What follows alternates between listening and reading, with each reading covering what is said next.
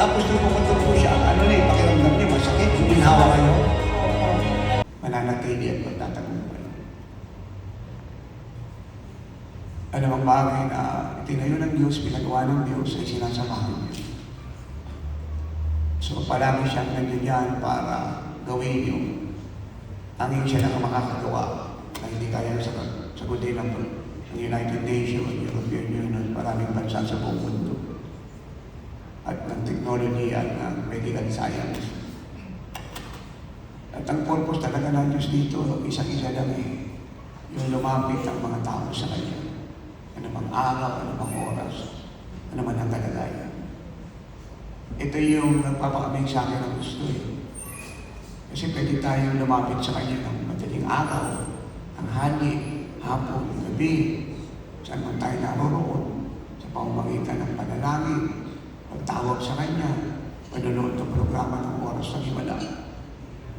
Kaya yun yung lagi kong pinagmamalakinan for my honor, no? But for the glory of God.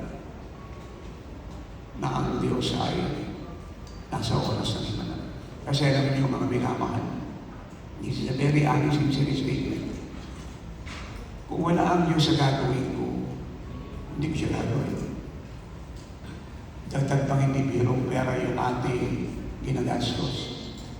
Wala naman itong supporter ng politician, negosyante, at kung pag-aaralan yung oras ng himala, saksi yung mga television, network, radio networks, na wala namang kaming plugging or advertisement ng anumang business. Napakahalaga po nito sa ministeryo ito ang inyong mga ginagawa na sa pamamagitan nga po nito ay may parating po namin at maibahagi kung ano nga po ba ang oras ng himala.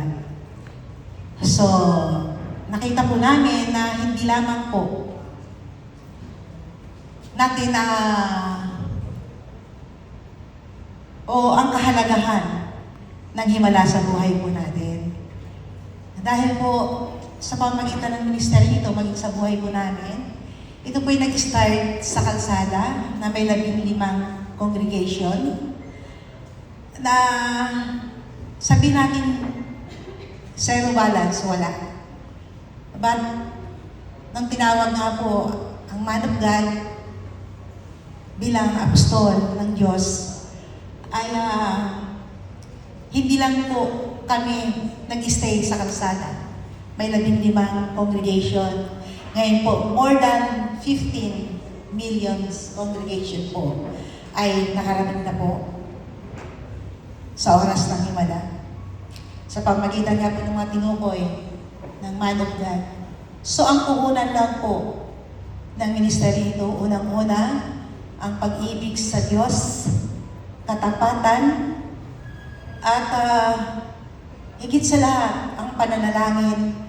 At sa pamagitan ng pananalangin, nangyayari, nagaganap po ang himala ng Diyos.